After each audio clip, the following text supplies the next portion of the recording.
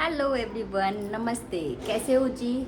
I hope आप लोग अच्छे होंगे, मैं भी अच्छी हूँ। चलिए आज के छोटे से ब्लॉग की शुरुआत करते हैं। तो सबसे पहले तो आप लोगों की नवरात्रि की बहुत बहुत शुभकामनाएं। आई होप आप लोग का उपवास हो, क्योंकि बहुत सारे लोग हैं जो आज के दिन उपवास करते हैं। बहुत लोग मेरे जैसे भी हैं जो नहीं करते।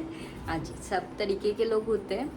तो जिनके भी उपवास हैं उनको तो बहुत सारी शुभकामनाएं, ताकि वो अच्छे से ये चीज़ें पार लगा सके, क्योंकि कोई भी पूजा पाठ हो उसको करना बहुत ही टफ है। तो उसको करने के लिए बहुत सारी गट्स चाहिए। हाँ जी, बोला जाता है जितने देखने में कोई चीज़ इजी होते हैं ना, उतने आसान होते नहीं हैं। चाहे त्यौहार छोटे हो या बड़े हो, सबको करने के लिए सेम एफर्ट लगाने पड़ते हैं और बहुत ही मुश्किल होते हैं। कुछ त्यौहार तो ऐसे हैं जो एकदम ही टफ है, जैसे नवरात्रि हो गए, जो 9 दिन के पाठ करते हैं, जो 9 दिन उपवास पे रखते हैं, उनके ऊपर भी माता रानी का ही कृपा है कि वो कर पाते हैं। नहीं तो बहुत सारे लोग तो सोच के ही डर जाते हैं, मेरे जैसे देख लो, सोच के ही डर लगता है। नवरात्रि हो गए, छठ हो गए, ये सब चीज़ें ऐसी है जो पार लगना बस ऊपर वाले के ही हाथ में होते हैं। बोलते हैं ना कि भक्ति तभी होती है जब करने वाले की चाहत और जिनकी भक्ति हो रही है उनकी कृपा हो। तो उसी तरीके से आज नवरात्रि का पहला दिन है। तो आज नवरात्रि के पहले दिन में माँ शैलपुत्री का पूजा किया जाता है। हाँ, मैं करती नहीं हूँ पर स्टोरी जानती हूँ, क्योंकि ये अपने जो भी कल्चर है उसमें नॉर्मली सबको स्टोरी बताई जाती है। तो इनकी शैलपुत्री की स्टोरी कुछ इस तरीके से है कि पहले जो सती माता थी, जो शिव की वाइफ थी, उनका मतलब उनकी शादी शिव जी से हुई थी, सती माता की। और उनके पापा, जो सती माता के जो पिताजी थे प्रजापति दक्ष, उनको शिव जी नहीं पसंद थे। तो वो कोई यज्ञ किए थे, वो उस यज्ञ में भोलेनाथ और माता सती को नहीं बुलाए थे। लेकिन फिर भी माता सती जिद करके भोलेनाथ से आ गई थी। और आने के बाद उनके पिताजी जो थे प्रजापति दक्ष, उन्होंने शिव जी की बहुत मतलब निंदा की, बहुत ज़्यादा उनका मजाक उड़ाया। यहाँ तक बोल दिए कि बिना बुलाए नहीं जाते हैं, बिना बुलाए आई है। जिससे गुस्सा होकर सती माता हवन कुंड में अपने आप को और हवन कुंड में अपने प्राण को त्याग दी। उनको मतलब सती माता को उनके अपमान बहुत ज़्यादा ये हुए, और साथ में ये भी था कि अगर कुछ हो गया तो वो यज्ञ जो है वो सफल नहीं होंगे। दोनों रीजन थे और सती माता ने ये कदम उठाया। उसके बाद माता सती का दूसरा जन्म हुआ, पूर्ण जन्म हुआ, जो बोला जाता है पर्वत राज क्या था, हिमालय, और माता मैनावती के यहाँ जन्म ली, जिसके कारण उनका नाम जो है ना वो पड़ा शैलपुत्री। बोला जाता है कि वो पर्वतों की पुत्री थी, इसीलिए उनको शैलपुत्री बोला जाता है, क्योंकि उनके पिता का नाम पर्वत राज हिमालय था और माता का नाम मैनावती था।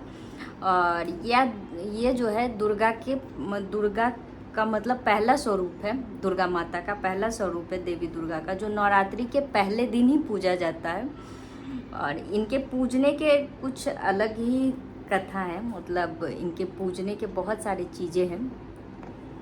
बोला जाता है कि माता शैलपुत्री भी बाद में शिव जी को मतलब बहुत कठिन उपासना करके उनको प्राप्त की और फिर से शिव की ही वाइफ बनी। और सच पूछिए तो शिव और पार्वती की जोड़ी कोई नहीं हटा सकता इस दुनिया में, और ऐसी जोड़ी भगवान शायद ही किसी की बनाए होंगे। और बोला जाता है शैलपुत्री को गाय की बनी चीज़ें, जैसे गाय के दूध से बनी हुई खीर, दही, मतलब दही तो नहीं, उसको घी, ये सब चीज़ें बहुत पसंद है।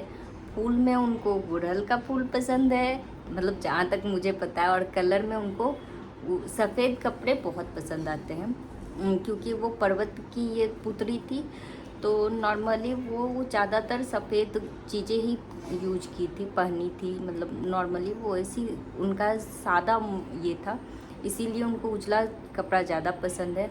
और इनकी पूजा नवरात्रि के पहले दिन की जाती है। शैलपुत्री की पूजा नवरात्रि का शुरुआत ही इन्हीं के पूजे से की जाती है।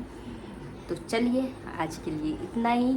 कुछ मुझे पता था वो मैंने आपको बताया, और जो आपको पता है वो आप मुझे बताओ कमेंट करके, तो मुझे भी पता चले। नॉर्मली मुझे बस इतना ही पता था इनके बारे में। हाँ, मैं कोशिश करूँगी और इनके बारे में जानूँ और आपको भी बताऊँ। फ़िलहाल तो शाम का टाइम है, अब दिया बाती करने चलूँ। आज का अपडेट इतना ही। हाँ, थोड़ा सा और जो नॉर्मली कल का ब्लॉग में रह गया था वो मैं आपको दे देती हूँ। तो चलिए मिलते हैं फिर नेक्स्ट ब्लॉग में। तब तक के लिए बाय बाय और फिर से हैप्पी नवरात्रि। अगर आपको वीडियो अच्छा लगे तो लाइक शेयर एंड सब्सक्राइब जरूर कीजिएगा और कमेंट कर कर मुझे भी बताइएगा कि वीडियो कैसा बना है। तो मिलते हैं कल नेक्स्ट ब्लॉग में नए टॉपिक के साथ।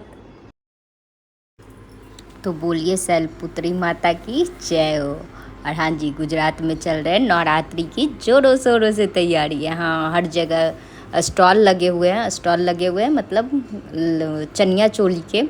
यहाँ 9 दिन गरबे होते हैं और बहुत धूमधाम से नवरात्रि मनाई जाती है गरबों के साथ। तो लगभग 9 बजे से गरबा स्टार्ट होता है, सुबह के 3 बजे तक चलते हैं।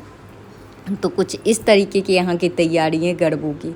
आपको हर जगह हर प्राइस में यहाँ चनिया चोली मिलेंगे, बड़े बड़े शोरूमों से लेके आपको नॉर्मली स्टॉल पे भी मिलते हैं। ज़्यादातर ये चीज़ें स्टॉल पे ही मिलती है, क्योंकि बाहर से जो माल लाते वो शोरूम में लगाते नहीं हैं, वहाँ का खर्चा बहुत ज़्यादा हो जाता है। इस वजह से ये लोग स्टॉल पे लगा देते हैं और बहुत रंग बिरंगे और बहुत मस्त चनिया चोली मिलते हैं। तो मैं खुद के लिए भी 1-2 चनिया चोली लेके आई हूँ, मैं बाद में दिखाती हूँ। और वहाँ से आने के बाद सारे बच्चों को मैगी बना के दी। और ये है दोनों नवाब, मेरी दोस्त के बच्चे, तो वो भी चारों साथ में खेलते हैं। तो जब भी रहा तो खाता, अदरवाइज़ नॉर्मली आता नहीं है जल्दी। तो चारों कर रहे हैं यहाँ नाश्ता।